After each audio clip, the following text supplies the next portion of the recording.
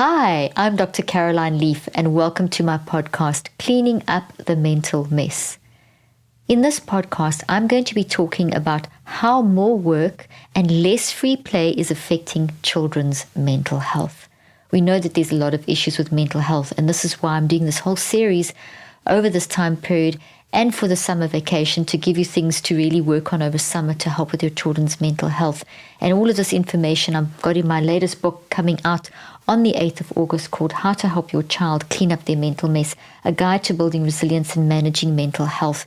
And this is on pre-order at the moment. You can pre-order in the link in the show notes, and there's a lot of great pre-order bonuses, and I'll tell you about those at the end.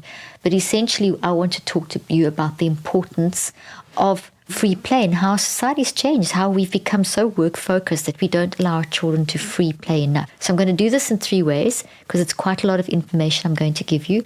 I'm going to give you the definition of free play, even though you probably know what it is. I'm going to specify and spell it out so that we actually do this with our children. I'm going to give you some research into the importance of why free play is so important as part of your children's life. And then I'm going to give you some tips. I'm going to encourage you to subscribe to my email list if you haven't already, so that you can get my blogs, and these links to these research papers will be in the blog. Really listen to this podcast. Share this podcast with other moms and with caregivers and teachers, and this information is going to help you to help your child so dramatically with their mental health.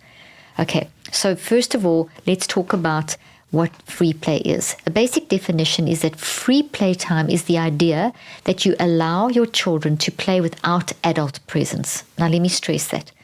Without adult presence. Doesn't mean that you just have to drop them off at a playground and never be there. But drop them off at the playground and sit in your car so you can keep your eye on them, but let them play, or let them be playing in your garden or in your house, but not with you hovering over them all the time. So not helicopter parenting style, safety net style. I did a podcast on this. I recommend you go listen to that as well. The difference between safety net parenting and helicopter parenting. Okay, so it's an independent, basically it's the idea that you allow your children to play without adult presence. And it's so critical for your child's development because it helps them build decision-making skills and problem-solving skills, intelligence, creativity, numerous things that I'm going to highlight through the rest of this article. Key thing is it's allowing your child to play without adult presence, obviously within safety reasons, but they need to not be constantly managed, okay? So it's independent activity of play when they're exploring their physical environment. They're exploring their motor skills, their language skills, their organizational skills, their logic skills, their collaborative and communicative skills. The list goes on. They're independently exploring those by the play that they are doing on their own or with their friends. Free of adult supervision. This is key over here. Not only is this free playtime good for their development, as we're going to see in the research section that I'm about to dive into, but it's also good for their mental health, which you're also going to see in detail with studies. As they free play allows them to freely figure out their perception of the world and how to survive in the world. It's going to be, as they're playing, they're going to be faced with problems that they're going to have to solve and work out solutions collaboratively with those that they are playing with, or if they're on their own, playing on their own. This engenders this deep search into the depths of the unconscious wise mind and activates intelligence and creativity and builds all kinds of really healthy psychoneurobiological pathways that help a child become more resilient and therefore improve their mental health, and sets them up for life. Because in free play, it's like a mini version of what's happening in life out there, because your friends will fight with you, someone will hurt you, someone will won't play by the rules, one will break all things that they shouldn't break in terms of what shouldn't be done. People will say things that they don't mean to say and that are harsh and hard. And so it's a safe environment to deal with those challenges that are inevitable and to build up what I keep talking about in terms of psychological immunity. But if we jump in as adults and plan the activity and supervise the activity and run the activity, that is not helping your child develop those skills. It's making them reliant on the external and not letting them develop that internal resilience. And it's hard to let go. That's why I'm stressing this. So let's talk about the research. So play is so important to optimal child development, that it's recognized by the United Nations as a basic right. So free play is so important to a child's development and mental health that it is recognized by the United Nations as a basic human right for a child, a basic right of every child. Basically, this is a paper written by the International Play Association, United Nations Convention on the Rights of the Child, and the link will be in the blog. Okay. Secondly, children need time without directed oversight. In fact, there are multiple studies that explore this concept. Many of these studies compare how older generations, so that means me, I'm nearly 60, and maybe you who are watching, older generations had much more time to engage in a lot more free and independent play. One of the studies actually talks about how in just a few short years ago, 98% of schools at kindergarten level had at least one recess, and that's reduced down to 70%. I mean, this is like serious reduction of time that the child has to free play. I've worked in schools my entire career, and in 30 years ago, I can honestly say that there was still break time. There would be 2 break times where kids could play. By the time I got to this country and was working in this country, I got here 15 years ago, and I was working in charter schools here and working and training teachers and going into schools and helping to create more mind-brain friendly environments, using the neurocycle system as an educational tool, teaching tool, learning tool, emotional tool, and so on. I was absolutely horrified at the lack of free play that children have, the lack of recesses, how that was reduced, and how children were not getting enough time to move and just be imaginative and just play. You know, one of the things that I used to do in the schools, especially in all the way through sort of primary school level, was to actually have, when you teach the neurocycle, for example, to take big, thick pieces of chalk and go out into the playground or into a safe area in the parking lot and make sure that there's no cars driving in, and draw big circles on the ground. So starting in the center, a big circle in the center, and then draw like spokes of a wheel and the bubbles coming out. That's called a bubble cog.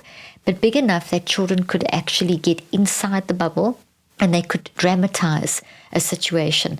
So I would, for example, tell them a story and read them the story so they see the book and they interact and they listen, because reading stories is another huge thing that's so important that we'll also be talking about. And I talk a lot about that in this book as well. And then they would then have the little props or no props and then dramatize that story.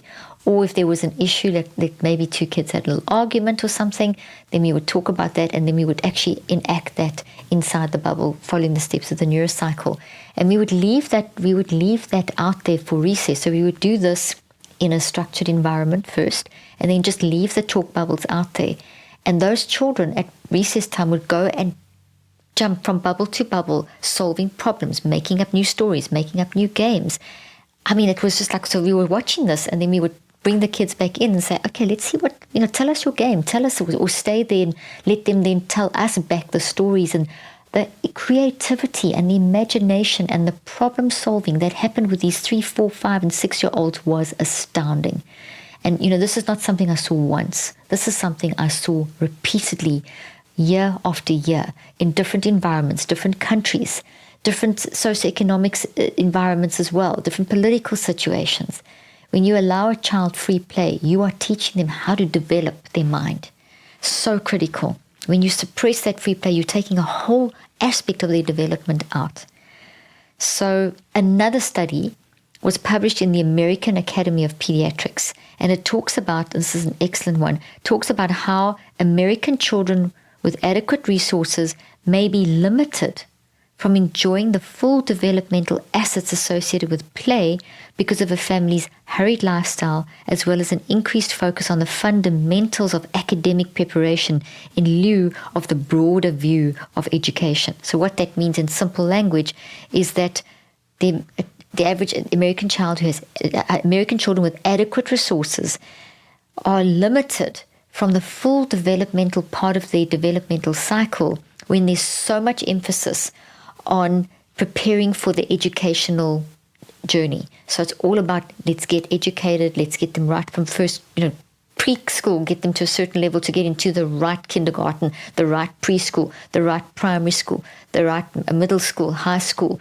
college. It's just this drive from day one. And this study also talks about the hurried lifestyles that we've adopted, where there's so much rush, and not enough time to relax. That has changed dramatically in the last 30 to 40 years. The study also goes on to say that play also offers an ideal opportunity for parents to engage fully with their children. This is something that's so important. Now, free play is unsupervised play. But you have periods of unsupervised play, and then you'll have periods of engagement. But by giving the children a model, like I told you, where we would draw the chalkboards and the chalk circles and tell them a story, and so there's adults sort of guiding a fun activity, then letting them go and play, and then coming back and sharing, that kind of sandwiched kind of thing, where there's a demonstration, then there's free play, and then there's discussion around what did you learn, just an interaction, not necessarily an academic discussion, but an interaction, a deep, meaningful connection that, I saw you playing so nicely. Tell me about that. Or they'll probably just burst out with all the excitement and, mommy, daddy, teacher, whatever, look at this. And they tell you the story. And I can tell you from experience with my own 4 children and with working with patients and working in schools for years, that this is what happens when you create this kind of sandwiching kind of effect, where you do a little demonstration of a free fun play thing and then let them do with it what they wanted. You don't even have to do a demonstration, but you could just give them open-ended toys to play with, things that are like, give them some Tupperwares and spoons. They don't even always need these hugely fancy toys. I used to let my kids take all the Tupperware out and go into our big garden we had back in South Africa, and they would do all kinds of things. They would build things. They would create, play. They would create little obstacle courses and make our dogs jump over them, and create like this whole Olympic Games for dogs and get the neighbors involved. And it was like sitting there afterwards and letting them. I'd sit on the steps of our house and they would show me all these things that they'd created, and their friends come over and play. I mean, you know what I'm talking about because you did that as a child, and perhaps you've given your child this opportunity to do this kind of thing, and I'm sure you have. But are you doing it enough? We need to do it a lot more than what we should, than maybe what we perhaps are doing. And things, we're not doing it enough because the research, in general, you may be the exception that you are doing it enough, but in general, that's not happening enough, that kind of thing. So this research shows that including a hurried lifestyle, changes in family structure have impacted this, and increased attention to academics and enrichment activities at the expense of recess or free child-centered play. So there's so much enriching that you can do, that you are pumping your kid before they're even sitting up properly. They're already getting pumped full of information and trained to do this and trained to do that, and every moment of the day is just filled with all these enriching activities. But that is complete overload. It's more valuable to just let them explore. You don't need all the expensive toys and things. You just need to let your child be able to explore and as I said, take boxes and Tupperware and build houses out of boxes and build forts out of boxes, and making little windows and give them a box and some fabric and some paper and some things, whatever, junk, and let them create something out of that and make a story out of it.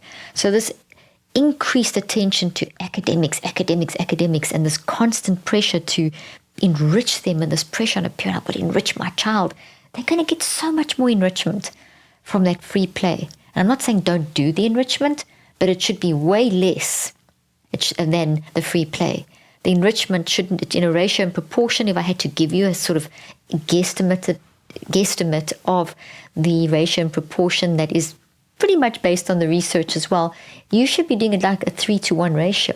So if you're going to do 1 enrichment activities, have 3 free play activities. That's kind of a good ratio, 3-to-1 ratio of building that into a child's life. So some children are given less time for free exploratory play as they are hurried to adapt to adult roles and prepare for their future at early ages. I used to get quite shocked when I went into some schools where they had so many resources, and I'd go into the poorer schools where they didn't have any resources, literally. And I would find the free play and the creativity and development in the schools where they had literally nothing in the schools. There was so much more street smart. They were so much more creative. They were able to take nothing and make this incredible story and tell you these long stories versus the children that are really organized, and every moment is filled with all of these very, very structured type activities that are great if they're done in the right proportion and done as little as possible. This shouldn't be the main focus. And this pressure on a child to be thinking about your children feel your pressure. You've heard me say this before. The pressure you feel, it transfers through to your children. They'll feel your pressure. And if you're feeling, oh gosh, I've got to do this to get my child into the school. I've got to think now about what university and to get them into university. And this tension, my body's tensing up just saying it. It's not good for you or your children, and your children are picking that up. And it's not necessary. And it's not going to do the best for your child. Some children can handle a higher level of that kind of approach than others, but in general, children need a lot more free play and will develop I'm not saying don't plan for the future, but don't take a child's free play away to plan for the future, because you're not helping the child, you're actually hindering the child. They will be better prepared for their future with more free play. I'm just going to read from this paper. Some children are given less time for free exploratory play as they are hurried to adapt into adult roles and prepare for their future at earlier ages. It would be wrong to assume that the current trends are a problem for all children, as I mentioned. Some excel with a highly driven schedule, but they're still going to need the free play. Because we need skilled young people to be well prepared for tomorrow's leaders, we must recognize the advantages of increased exposure and enriched academics some of our children are receiving. Great, but in fact, many of our children, particularly those in poverty, should receive more enrichment activities. So I'm not saying don't, nor is the study, but it's the balance. So we need a balance of both. It shouldn't be extreme of either, but you need more free play than enriched activity. So even around the academics, when you're teaching them and enriching them, there needs to be a time for free discussion and exploration of that information, not just hammering data into the child's head. It's explain, help them understand, and then it's explore that data, explore what that actually means, give them time to understand and explore that sandwiching idea, the demonstration, the explanation, the story, then the acting out, and then the free play around that. There's free play around that, and then discussion around that afterwards. But even children who are benefiting from this enrichment still need some free, unscheduled time. So the research and I'm not saying don't do the structure. I'm just saying reduce the structure. And that's what the research is saying. Reduce the structure and bring in more free play. So even children who are benefiting from this enrichment still need some free, unscheduled time for creative growth, self-reflection, and decompression, and would profit from the unique developmental benefits of child-driven play. There are unique developmental benefits that are huge in a child's mental health and problem solving and self-identity and autonomy and empowerment. They feel empowered when they learn how to solve problems in a safe way. So really you are actually, with free play, enabling a child to explore the vagaries of life in a very safe kind of way and work out how to deal with that. And come to the point where some things you can't fix. That friend maybe just isn't going to stop crying and they go home crying and you can't resolve that. You have to make peace with, you can't fix everything. You can't make everything work out to make you happy. You've got to accept that some things just don't work. Those are the kinds of things that will build the psychological immunity, this resilience in a child.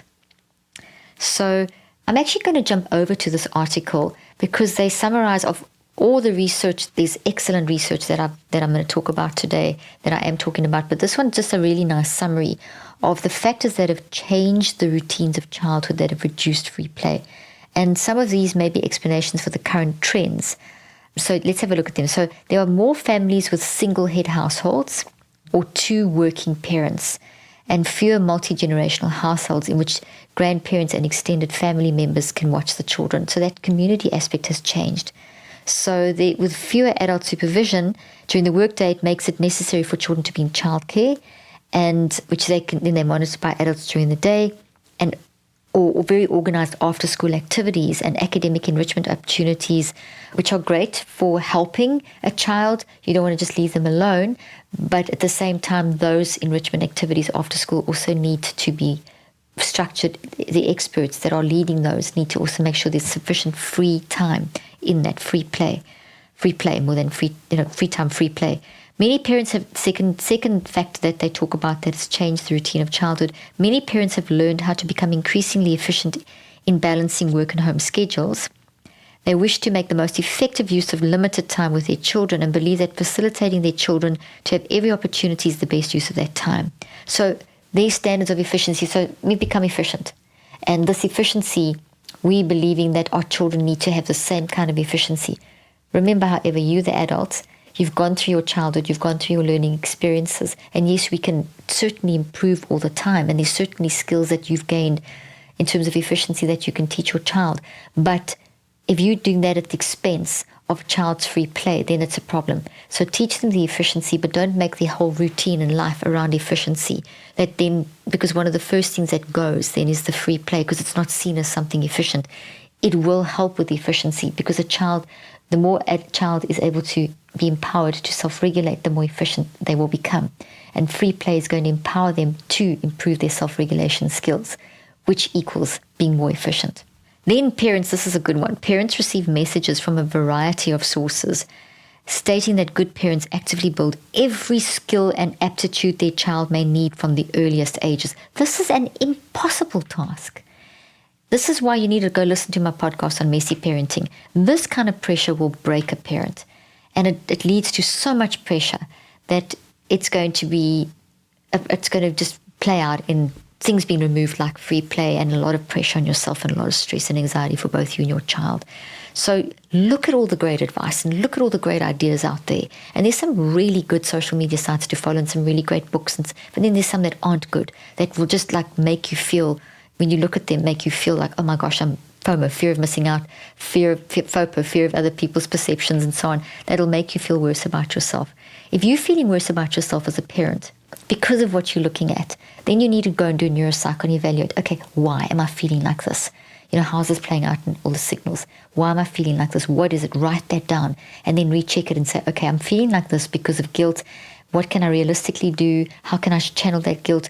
How can I build free play? And get constructive instead of just letting this energy go all over the place and make you chaotic. Go and analyze this and work out a plan. Process and get an active reach of how you can take that information out there that's giving you great ideas, but that's making you feel pressurized, and being realistic and saying, I can't do this every day. I can do 3 of these things and they could fit in maybe over here, and I can try, and even if I do 1, that's okay. I'm going to keep trying. That's the sort of attitude that we need to adopt, and allow yourself permission to be messy in the process. Okay, so I love this statement here.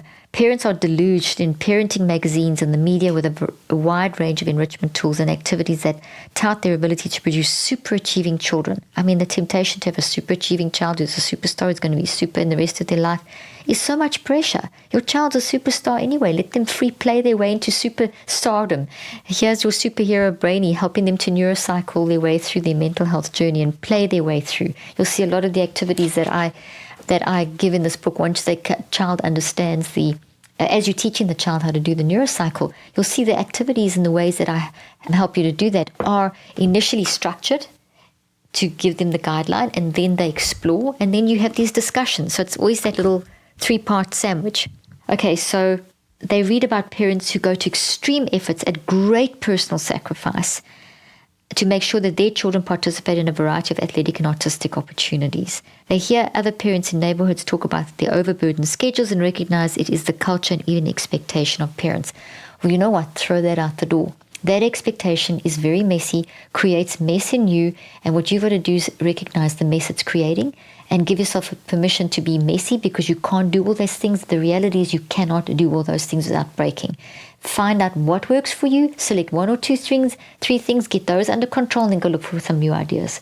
But throw those expectations out the door. If you are feeling your heart palpitating and anxiety and guilt and, I haven't done this, I haven't done that, it's going to come out in your mental health, and it's going to come out in how you interact with your children and your spouse and so on. Then another point they raised is that in response to the increasingly rigorous college admission process, many secondary schools are judged by the rates at which their students are accepted at the most prestigious centers of learning. So partly in response to this, children have been put under incredible pressure at school as well. And this has got to change. So In addition, many students are taking preparation courses for standardized entrance exams. There's just hardly any free time because of the home preparation. So this, we need to stand back and say, do we want this for our child? Is this a healthy situation? Is this pressure that we're putting on them really, really necessary for their mental health? We've got to ask some serious questions and work ways around that, because there are ways around that. There's also the decrease in free play can be explained by children being passively entertained through television and computer video games. That's part of it. But once again, what I would do, ratio and proportion, get a balance. So when my kids were watching TV, when they were growing up, they always had to either be playing with Lego or something, drawing, whatever. And to this day, my kids will watch TV or something and they're doing something, just to keep them. And then also the other thing I would do is I would balance it. If you've watched an hour of TV or 2 hours of TV, now you need to go read a physical book and read and just enjoy and immerse yourself in reading. That's a really great way. If a child is reading a lot of fiction, I cannot say enough about reading. It was on my number one prescription. Read stories, read fiction, read non-fiction. Read a lot of non-fiction. They're going to learn about problems and struggles in life. And as you read those stories to them and with them, and they read on their own, so you give them the material for the free play. So that's a really great way of building free play in, is to make reading an essential part of your lifestyle. It's one of the main tips in helping you get yourself into a more, in your family life, into having more free play. A quickest way, honestly, like tip number one that I'm going to give you is read. Read. Get to the library, good old-fashioned library, find one somewhere, and let them choose a book. Let them physically go through that process of choosing a book. And then, depending on their age, either you reading to them. Once they can read with them. Even if they can read, it's great activity for you to read a great book as a family and read a chapter a night and talk about it. And that provides this incredible, it activates the imagination. It builds the brain. It builds creativity. It teaches the conscious mind of the child to take to deliberately, intentionally and consciously tune into their creativity in the depths of their deep and unconscious spiritual nature. It draws that out. And then if you add the free play, you've now provided content for the children to then go and explore, and it'll come out in their free play. Even the video games and things, if it's controlled by the right amount in the ways that I'm saying, that can provide so much information for free play as well. So this great, now summertime coming up, go get that stock of library books. Don't make it like a rigorous goal. You can, if it works for your child, say, okay, let's do 5 books a week or whatever, but make it enjoyable. And I'd work on 2 levels. I'd work on a level where you select a book that you read to them. That's a chapter book. That's like a really great story. And then read through that weekly, daily, to read some of that for you reading to them, and they sit and lie back either on the grass outside or in a comfortable spot in your living room, whatever, and include all of it, both partners, and read and imagine and talk and read a chapter a night or whatever, and make this as 5 nights a week if you can, and then over the weekend or whatever, go see a movie, and then talk about that movie, and then make sure during the course of the day that there's, as you're reading, that they're having the free play as well. And you'll see some of the story themes coming out in their play, and just making them, if they want to come in and say, can I take every single pot out of your kitchen pot cupboard, and you say, oh my gosh, that's such a mess, that's okay. A mess can be cleaned up. You can in fact make that a task. Okay, you can take all the pots, you can do whatever you want with the pots, as long as you help me repack them. In fact, I actually need them repacked because they don't fit in the door properly anyway, they're so squashed. So maybe you can help me work out a better organizational system. So it becomes a fun thing. If they turn the entire room into a big tent, kids love doing that. So what if they decide to create a whole show that they plan all holiday to do, and then they do a big show and there's a big mess everywhere? You know what? Work with it, because they can clean it up. At some point, you'll create a time when you'll be able to clean it up. I remember in our house in South Africa, we had this pretty big house, and we had this upstairs area and this big property that they could go and play on. But they would turn the upstairs area from the TV lounge all the way through to their bedrooms into this world of Barbie and Lego. And you couldn't get through it. And we would, over the holidays, let this whole construction happen. and the games and the friends that joined in and the scenarios and the worlds that were created. It was, you'd see all the movies they're watching coming in and playing out, and it was fantastic free play. Kept them going for hours and hours and hours, and sometimes they'd fall asleep and wake up at night, and I'd find them with their friends playing at 3 a.m. and then fall back asleep again. And obviously that didn't happen all the time, but it did. That is great. That is excellent. And then at the end of the time period, you go back to school, you have to bring order back in, and then it's a whole thing to get organized, get little containers and whatever to get organized. You can be creative. Another thing in terms of that is if you haven't got grannies close by, like my children, when we moved to the States, my mom wasn't and dad weren't close by. And even in South Africa, we didn't live close to my mom and dad. So I had to create a community with friends and friends that had kids. And it's easy when you've got young children to sort of create that community and help each other. So maybe, typical thing, you look after the kids one day and your friend looks after them the next day.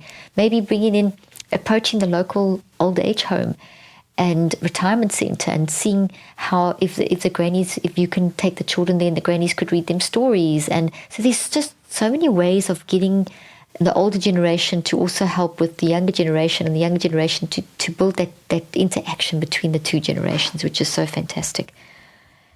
So coming back to this, there's so many studies, and I know this is a long podcast, but this stuff is really great. I'm just going to swing out a few more studies and then give you a few more tips. Another study found that 6 to 8-year-olds in 2006 were made to complete on average 11.4 more hours of school and homework than 6 to 8-year-olds in 1981. I just want to say that again, that statistic, it's scary. In 1981, 6 to 8-year-olds were doing 11.4 hours less schoolwork than 6 to 8-year-olds in 2006. So the amount of schoolwork children are doing has increased hugely. Another survey has found that children today have more structured schedules than before, with less opportunity for free play and unstructured time and more focus on academic growth. I've already said that. There's another study highlighting that. As a society, we've started to favor greater structure instead of letting kids just be. That's a challenge, to just let a child just be without going through parent guilt and all the pressure to be this curated parent and this curated child. This is a quote by Dr. Murray, pediatrician and lead author of the American Academy of Pediatrics, and talking about the crucial role of success. Although it's important to acknowledge that academic achievement is highly important, I'm not stressing that it's not. We must not be too quick to diminish the vital importance that unstructured time and free play is playing into academic success. When you make academic success a goal and take away play as a punishment, you actually, cutting off your nose to spite your face. It's not going to help a child.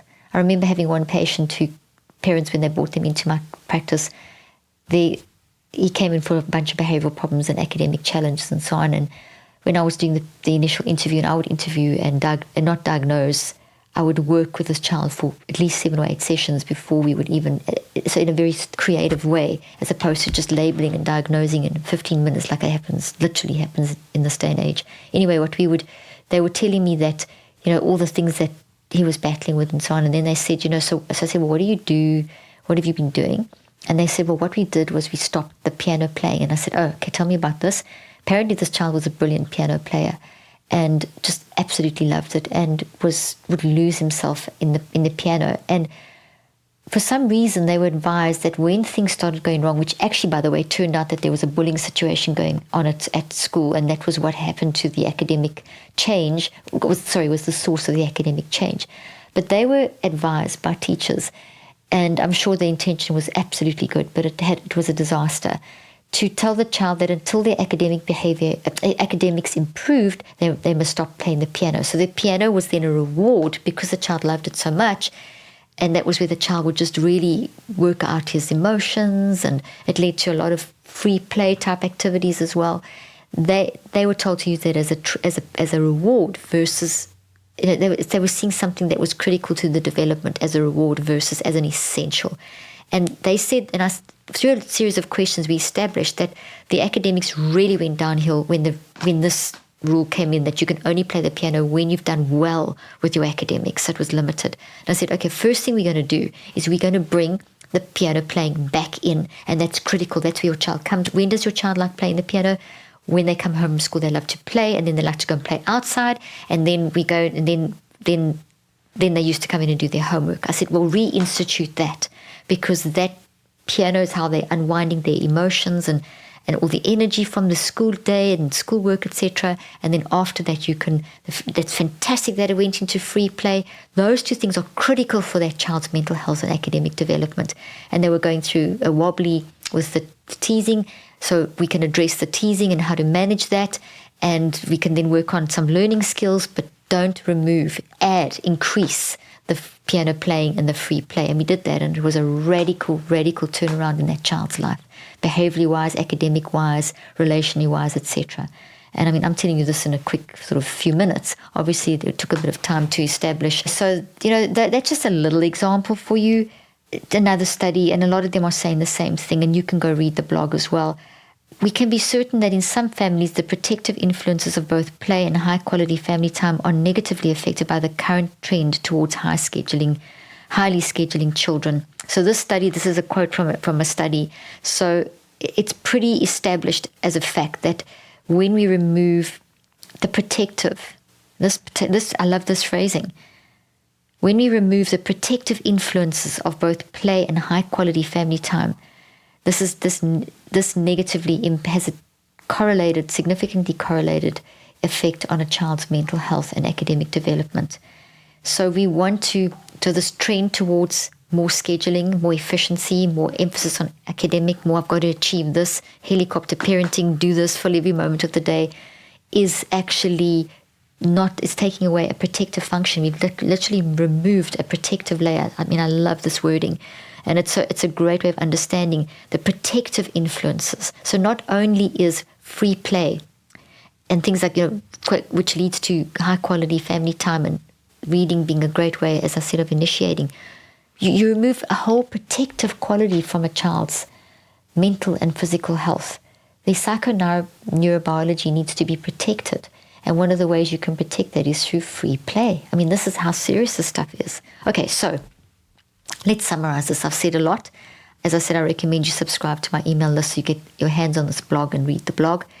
And I also strongly recommend, because I talk a lot about what I've just said in this book with lots of practical tips on pre-order. See the link in the show notes. So what can we do about it? Number one, it begins with working on ourselves, reframing what we see as setting our children up for success. Are we being led by the latest social media parent influencer? Or are we actually looking at the protective mechanisms of free play in a decent ratio of 3-1 and so on? The research also, are we looking at ourselves in terms of adopting the research that shows that all our efforts as parents, if we focus all our efforts as parents on just academic external achievement, it's going to affect their mental health. In other words, am I going to read those articles? Am I going to process? Am I going to believe that this free play is so important for mental health? So in other words, in this working on yourself, reframe how you look at setting your children up for success. What do you see? What do you reframe how you're doing that based on the research? Look and get a deep understanding of what this hurried, scheduled, no free play or limited free play lifestyle does for your child in terms of the protective mechanisms, mental health, creativity, imagination, physical health, the whole psychoneurobiological network connection, independence, psychological immunity, resilience, all these things. And remind yourself constantly about these studies. I've provided these studies, so read them and find more. All of those have got links to other studies. But if you only read these so that you don't overwhelm yourself, take a couple of days to just read through these studies and work out a plan, use these studies to work on a plan for yourself to help you reframe. Then, understanding this process that our life is defined by creativity and free play and free time and independence. That's how we find ourselves. That's how we truly can go into the world of organized structure when we have sufficient creative free time for ourselves, and our children need this too. And we need this time just to be human, and without doing something for an observable time, we need to be able to just move into these free periods of the free parts of our lives. I get so many questions on burnout and overwhelm as parents, and honestly, a lot of that burnout and overwhelm is coming from trying to curate your child's life and structure it in such a way that you eliminate what you think are the redundants, which are the free play. Meanwhile, they're literally one of the most important. Hanging around the reading, the free play and the reading are literally stuck up there on the top of priority list. After love and caring and all that stuff is the free play and the reading. Reading and free play pretty much on the same level. Oh, a little reward at the end and a tiny portion of our life, this free play, creativity thing. It's actually should be the major focus. And then around that, we will then build in, be more prepared for the healthy structure, which we do still need, and the academic work and the studying and all that kind of stuff. So just flip it around a little bit. You're not being I like this comment I made. I have to read this to you. You are not being a bad parent if you encourage free play instead of homework. Isn't that lovely? And extracurriculars and on a balanced level. So you're not being a bad parent if you say, okay, 3 days a week or 4 days a week, I'm going to just let my kids come home from school and play the piano and play free and do this reading, and then we'll do the homework once they've unwound and done all of that. And then 2 days of the week we'll do extracurriculars. You're not being a bad parent, you're being an excellent parent. So free play we know is important for a child's mental health. I've said that already. So guidelines of how to sort of build this in. I looked at a lot of research, and collectively for the age group that I write this book for, 3 to 10 years old, around about 2 to 3 hours a day is what a child needs in this free play type situation, which can include your reading time.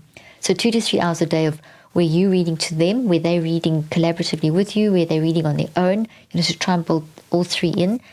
And I mean, you can do the reading to them at bedtime. You can do the reading time alone. You can just before dinner, you could say, okay, 30 minutes, we're going to just read. And they read on their own, or they could be reading out to you, or you could be collaboratively reading or something like that. So you can work that into your day. So maybe that's a total of 30 minutes or something, or 30 minutes to 45 minutes of the reading, and then around about 2 to 2.5 hours of free play. Preferably when they get home in the afternoon, let them have that period of free play to just unwind and release that energy and work through that energy. And they may want to just play a bit of a video game initially while they're eating lunch, and then go and play outside. Encourage that free play, whether it's inside or outside, weather dependent. Of course, we need to be, when we talk about free play, because we're talking about free play that's unsupervised by an adult. Obviously, as I mentioned already at the beginning, you're not going to drop them off at the park and pick them up, 5 hours later, and you don't know who's in the park. You also just need to keep an eye that things, if someone gets hurt, that you're around to help them and that sort of thing. So within obvious reason, but don't be hovering. Don't listen to everything that they're saying. Let them just talk. If they're having a fight, don't jump in, get involved. Let them resolve it. Only when it gets out of hand and they call you, and even then be very careful to just jump in and fix, because maybe they're calling you because that's what they're used to doing. And you can say, hey, I'm sure you can work this out yourself. Try working it out first before I come in. And when you do, if you do have to step in, ask questions. What happened? What do you think you can do? And then another thing is, when in the free play, it comes along with you allowing your child to make decisions on what they want to do. So free play isn't, okay, you can play without me watching, and this is what you can play. It's actually, hey, this is your time. What do you want to do? Let them make their own decisions. And what they want to do, maybe to lie on their back and just stare at the sky, because that's what they feel like doing, and have a little doze, or roll around in the grass and count blades of grass. I don't know, whatever it is. It may seem to you like it's not structured enough, but remember, move off the structuring and just let them make them decisions and choose what they want to do. This is where they're discovering their interests and learning how to pursue what they like and what they don't like. Reduce extracurricular activities. Big one, okay? Reduce those extracurricular activities. There has been a rise in the last century of how many hours children are spending at school and extracurricular activities. I mentioned that the studies that I provide, I've got a lot on that. Children today are actually busier than they've been in the past, and it's impacting their mental health and well-being. I've pretty much established that fact. So, quick summary. The reading, so important to provide the creativity. Read to them. Find time for them to read to themselves. Maybe jointly read, but reading each day. 2 to 3 hours a day, which includes the reading and the free play. Let them choose the activity. Don't you choose the activity.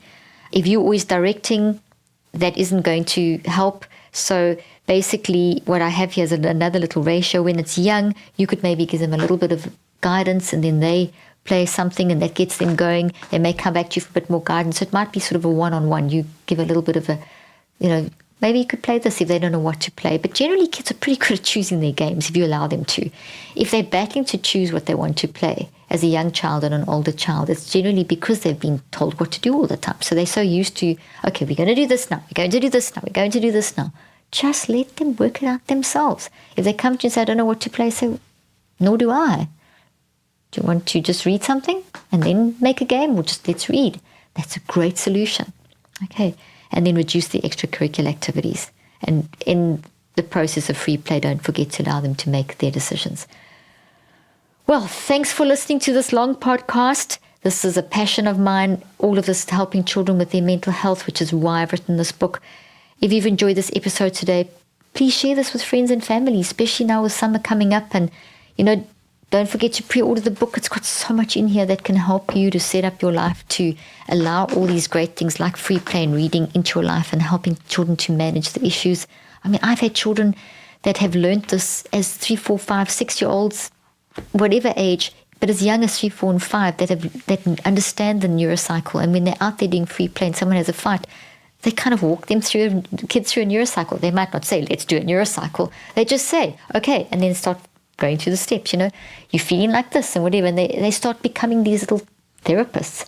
And that's actually a very interesting opportunity for them to develop their helping other skills and self-regulating their own skills. And they've got a tool to be able to process through and solve this problem that maybe their little sibling is screaming and crying, but this is a way of maybe dealing with it. So if this has helped you, pre-order the book.